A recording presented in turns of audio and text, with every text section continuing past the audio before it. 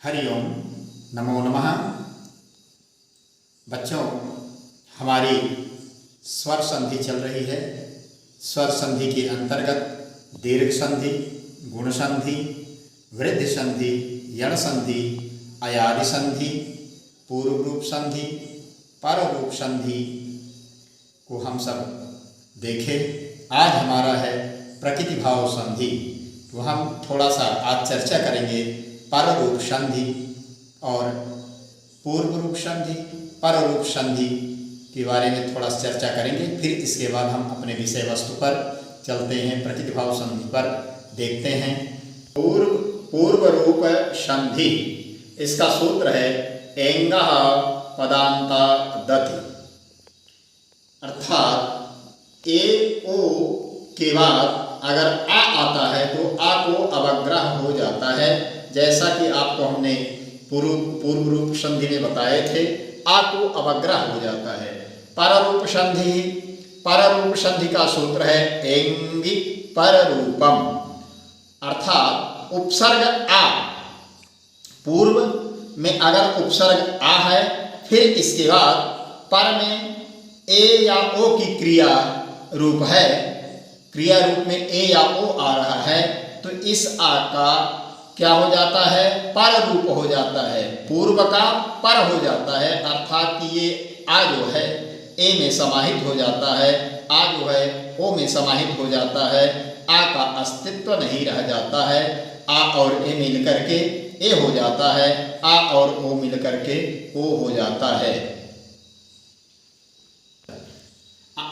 अब हम चलते हैं अपने विषय वस्तु पर। प्रकृति भाव संधि, इसका सूत्र है ईदूदे द्विवचनम प्रगृह्यम। और भी सूत्र हैं दूरात् धूते च असतो मात् प्लुत प्रगृह्याच नित्यम। हम देखते हैं प्रकृति भाव में, पहले हम इसको अलग करते हैं। दूरात् ईदूदे द्विवचनम प्रगृह्यम, अर्थात ईद बराबर ई, ऊद ता कर देते हैं, ता को दा हुआ है, बराबर ऊ, ए बराबर ए। अगर देखते हैं ई ऊ ए अगर शब्द के द्विवचन में हैं तो उनकी प्रगृह्य संज्ञा होती है, अर्थात किसी शब्द के द्विवचन के रूप के अंत में ई ऊ ए के बाद कोई स्वर होने पर उसकी प्रगृह्य संज्ञा होती है। जैसे हम इसके उदाहरण पहले देख लेते हैं। जैसे कुछ उदाहरण हम इसमें देख लेते हैं।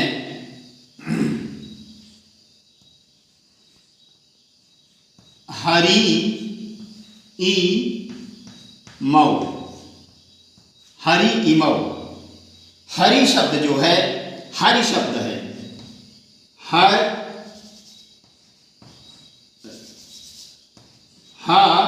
ऋ शब्द, इसका रूप चलता है। ये विभक्तियां 7 होती हैं, वचन 3 होते हैं, एक वचन, द्विवचन, बहुवचन। तो प्रथमा विभक्ति में कैसे रूप चलता है? हरि, हरि, हर यह। यहाँ पर हरि जो है, अब हम इसको भी हटा देते हैं। यहाँ पर हरि जो है और एक वचन और द्विवचन दोनों को हटा दिए। अब ये बचता है हरि द्विवचनांत है, हरि धन ई मऊ, हम हरि इमऊ हो गया। अब हम देखते हैं कि इसमें जो है अगर क्या कहता है कि ई ऊ के बाद द्विवचनांत ई ऊ के बाद कोई स्वर आता है, यहाँ स्वर आ रहा है, तो इसकी प्रगृह्य संज्ञा हो जाएगी, अर्थात हरि इमऊ हो जाएगा। इसमें कोई संधि नहीं होगी। इसी प्रकार से देखते हैं विष्णु, विष्णु ई मऊ। हम विष्णु में भी देख सकते हैं विष्णु, विष्णु विष्णवः, विष्णु विष्णु विष्णवः रूप बनता है। विष्णु विष्णु विष्णवः, विष्णवः रूप बनता है। तो हमको प्रथम पुरुष माने एक वचन से कोई मतलब नहीं है, बहुवचन से कोई मतलब नहीं है, विष्णु शब्द है तो हो जाएगा विष्णु धन इमऊ। अब ये कहता है कि द्विवचन में अगर ई या उ या ए के बाद कोई भी स्वर हो तो उसकी प्रगृह संज्ञा हो जाती है, अर्थात प्रकृति भाव में आ जाता है। प्रकृति भाव का कहने का अभिप्राय है कि अपने मूल रूप में ही रहता है। प्रकृति भाव का मतलब है मूल रूप, तो इसका मूल रूप है विष्णु धन विष्णु ई मऊ। हम इसको और नीचे लिख देते हैं विष्णु विष्णु इमऊ।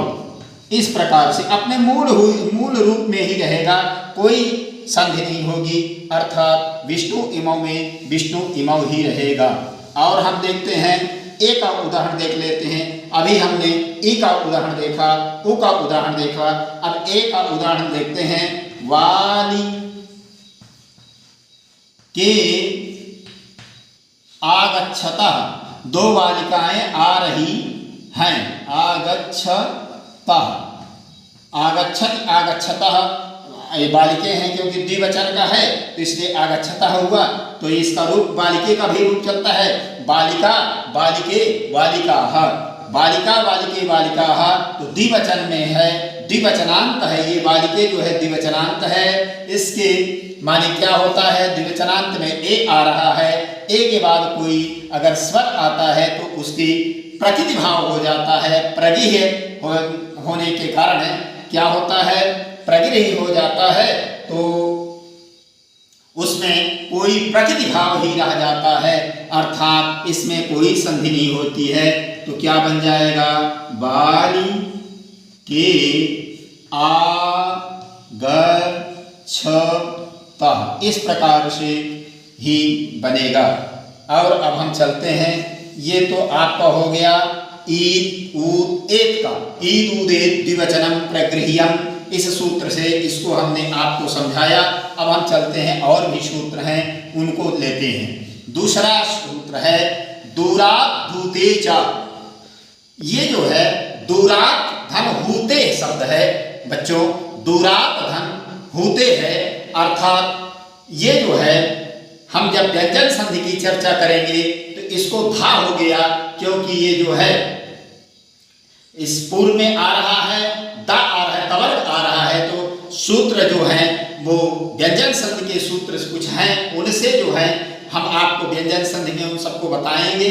तो तवर्ग को क्या हो जाता है, जो इसके पूर्व हा के पूर्व जो तवर्ग है उस, तो हा को जो है उस वर्ग का चतुर्थ हो जाता है। वैसे है दूरात धन हूते, हूते दूर से बुलाने पर, सप्तमी का ये रूप है दूरात हूते। ये पंचमी है और ये सप्तमी है। दूर से बुलाने पर, तो वहां भी क्या होता है, दूर से बुलाने पर भी प्रगृह्य संज्ञा होती है। प्लुत और अशतो, इसको इसका भी उदाहरण हम आपको देंगे।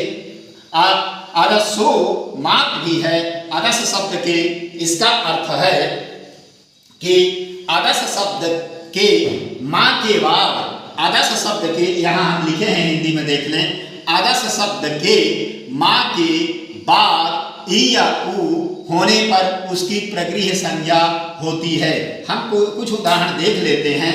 जैसे हम देखते हैं मी ईसाह, अमी ईसाह। अब हम देखते हैं कि आदर्श शब्द में अमी है, ये अमी जो है आदर्श शब्द का द्विवचन है, और आदर्श शब्द के द्विवचन में बनता है अमी ईसाह। तो अब हम देखते हैं क्या कहता है। ये इससे वचन से कोई मतलब नहीं है, एक वचन या द्विवचन इससे कोई मतलब नहीं है। इससे केवल इतना मतलब है कि आदर्श शब्द की माँ के बाद, अर्थात आदर्श शब्द की यहाँ माँ के बाद ई या उ हो तो उसकी प्रगृह्य संज्ञा होती है। माँ में क्या है, ई है, तो इसकी भी प्रगृह्य संज्ञा हो जाएगी। तो इसको हम अलग करते हैं तो बनता है अमी धन ईसाह। तो अमी ईसाह, तो क्या होता है कि आदर्श शब्द के में जो है माँ है, यहाँ पर माँ में ई है, बड़ी ई है, क्योंकि बड़ी ई होने पर प्रगृह्य संज्ञा होती है। अगर कोई स्वर आता है तो ईसा है, इसलिए इसका प्रगृह्य संज्ञा इसकी भी होता है जी। ये भी प्रकृति भाव में ही हो जाएगा। प्रकृति भाव अर्थात अपने मूल रूप में ही रहेगा, इसमें कोई परिवर्तन नहीं होगा, कोई संधि नहीं होगी। तो क्या बन जाएगा, अमी ईसाह। और हम देखते हैं इसमें कुछ और उदाहरण देख लेते हैं, जैसे अमु आसते। आदर्श शब्द में अमु द्विवचन का ये है, आस्ते आस्ते आसाते, आसाते होता है। तो अमूधन आसाते, क्योंकि आदर्श शब्द में क्या कहता है कि आदर्श शब्द के माँ के बाद, ये माँ के बाद उ आए, ई आए या उ आए तो क्या हो जाता है, उसकी प्रगृह्य संज्ञा हो जाती है, अर्थात अपने प्रकृति भाव में ही रहता है। प्रकृति भाव का मतलब है अपने मूल रूप में ही रहता है। तो यहाँ हो जाएगा अमु आसाते, इस प्रकार से हो जाएगा, इसमें कोई संधि नहीं होगी। अब हम अगला देखते हैं। अब अगले सूत्र की हम चर्चा करते हैं, जिसको हम कहे दूरात् धूतेचा प्लुत प्रगृह्या चिनित्यम। प्लुत प्रगृह्या चिनित्यम दूरात् धूतेचा, अर्थात इसका भी हम उदाहरण देते हैं कि भो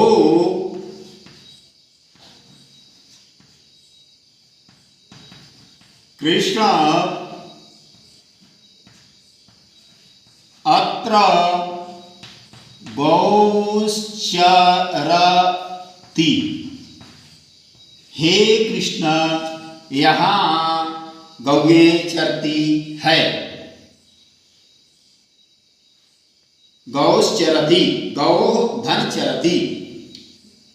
हे कृष्ण, यहाँ पर अब ये है प्लुत, क्या है, प्लुत प्रगृह्याच नित्यम। अब इसकी हम बात करते हैं तो शब्द जो हैं तीन प्रकार के होते हैं बच्चों। कौन कौन होते हैं, ह्रस्व, दीर्घ, प्लुत। अब आपको हम पहले बता चुके हैं, पहले के वीडियो में बता चुके हैं कि ह्रस्व आ अर्थात एक मात्रा, दीर्घ आ अर्थात दो मात्रा, और प्लुत अर्थात इसमें क्या होता है, तीन लिखा रहता है। तो इसको आप, इनका उच्चारण भी होता है। हम कैसे ह्रस्व का उच्चारण एक मात्रा में जैसे आ बोल दिए, दीर्घ का दो मात्रा में आ, और प्लुत का आ, ऐसा करके हम बोलते हैं। तो वहां पर क्या होता है कि प्लुतों के साथ भी संधि नहीं होती है। प्लुत प्रगृह्याच नित्यम सूत्र से प्लुतों के साथ भी कोई संधि नहीं होती है। हम इसको देखते हैं, यहाँ उदाहरण हम लिखे हैं, भो कृष्णा अत्र गोश्चरति। यहाँ जो है प्लुत है, प्लुत को दर्शाने के लिए हम तीन लिख देते हैं। तो यहाँ पर हे कृष्ण संबोधन में है, हे कृष्ण अत्र गोश्चरति, हे कृष्ण यहाँ गौएं चरती हैं। अब हम देखते हैं कि भो कृष्ण धन अत्र गौश्चरति, ये है अत्र। तो भो कृष्ण अत्र गौश्चरति। देखें बच्चों क्या होता है कि यहां पर जो है आ है, कृष्ण में क्या है, आ है, ठीक है। तो ये क्योंकि प्लुत आ है माने तीन मात्रा का आ है, तो हम इसको क्या कर सकते हैं कि इस प्रकार से भी लिख सकते हैं प्लुत आधन अत्र शब्द है, तो ये आ और ये आ मिल करके यहाँ पर यद्यपि दीर्घ हो जाना चाहिए, दीर्घ हो जाना चाहिए, मगर नहीं होगा। क्यों नहीं होगा? ये गलत हो जाएगा। क्यों नहीं होगा? क्योंकि ये क्या कहता है, प्लुत प्रगृह्याच नित्यम।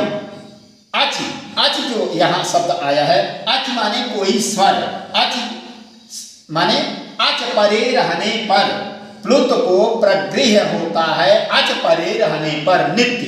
तो प्लुत को प्रगृह्य होता है, यहाँ क्या प्लुत है, ये कृष्ण में कृष्ण ये प्लुत है, और अच क्या है, आ रहा है, क्योंकि अच माने कोई भी स्वर होता है, आ से औ तक के कोई स्वर आते हैं उसको अच कहते हैं। तो बच्चों यहाँ पर भी दीर्घ ना हो करके क्या रहेगा, प्रकृति भाव ही हो जाएगा, प्रगृह्य संज्ञक हो जाएगा, अर्थात इस यहाँ भी हो जाएगा भो कृष्ण, भो कृष्ण अत्र गौश्चरति, इस प्रकार से हो जाएगा।